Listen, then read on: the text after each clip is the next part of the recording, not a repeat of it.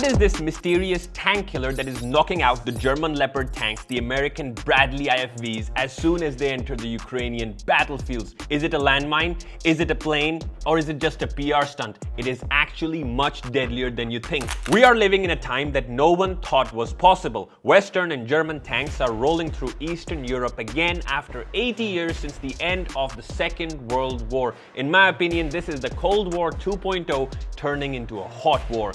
And that scares the hell out of me because I also live in Eastern Europe. But we at the Gun Tour don't focus on politics or geopolitics. We focus on military hardware and technology, regardless of where it's from. So that's why today we are going to discuss how these latest German Leopard tanks are being destroyed in Ukraine.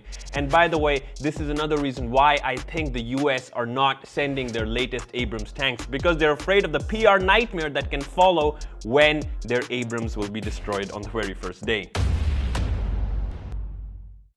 Now, tank battles are no longer fought the way they were used to back in the good old days, where thousands of tanks would charge against thousands of enemy tanks. Just check out the Battle of Kursk. I'll attach a link below. Prepare to have your mind blown. War and battles nowadays are fought very smartly. As soon as high-tech German tanks and American Bradley IFVs started rolling into Ukraine, we started seeing dozens of videos of all these machines getting mysteriously knocked out of battle. And believe me, these are advanced tanks with active and passive protection systems. What is this mysterious tank killer? And here, ladies and gentlemen, enter the Lancet.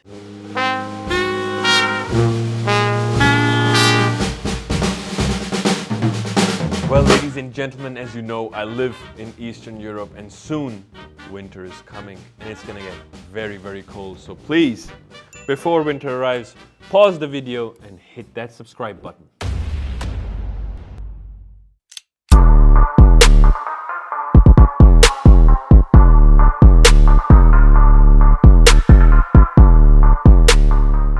Now, nobody imagined that these advanced tanks that cost millions of dollars a pop can be destroyed by this little Russian kamikaze drone that costs just $40,000. And it's not just destroying these tanks, it's also destroying artillery systems, it's also destroying radar systems.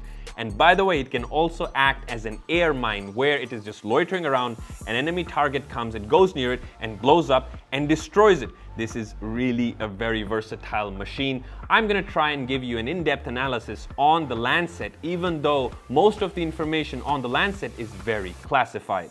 The Lancet III is the biggest variant in the Russian-made Lancet family of loitering munitions. They're also called suicide or kamikaze drones. It was designed and developed by the Zala Group, a subsidiary of the Kalashnikov Group.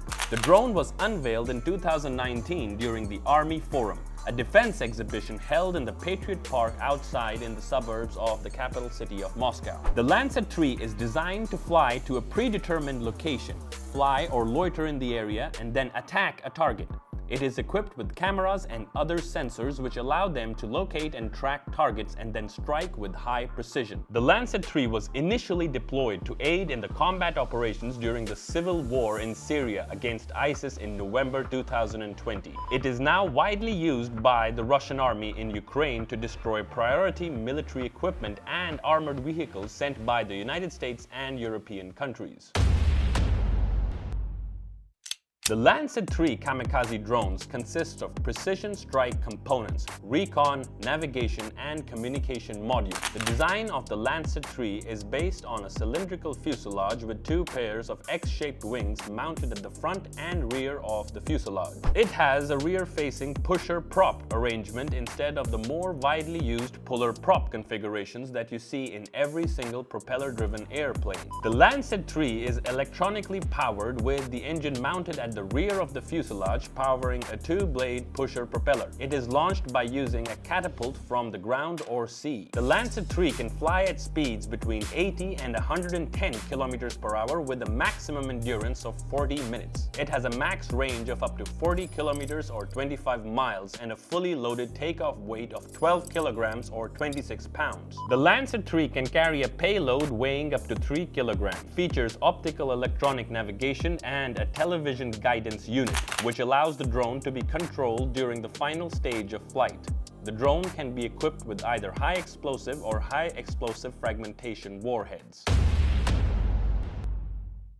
The Lancet 3 can be used for recon, surveillance, and strike operations. According to the Zala Group, it is also used in air mining roles. It is a smart, multi-purpose weapon capable of autonomously finding and hitting a target using its AI computer brain. It can transmit video, which allows for confirming successful target engagement. It features AI or autonomous flight capabilities made possible through onboard artificial intelligence or pre-programming. According to Forbes, it is rumored that the Lancet 3 has an American-built NVIDIA Jetson TX2 single-board computer and Xilinx Sync chip. Xilinx Adaptive is owned by AMD. The NVIDIA Jetson TX2 is a credit card-sized unit that the developers describe as the fastest, most power-efficient embedded artificial intelligence computing device.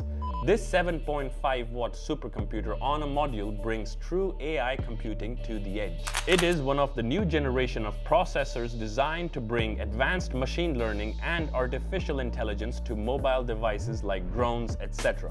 This is, of course, not verified according to Forbes and should be taken with a grain of salt.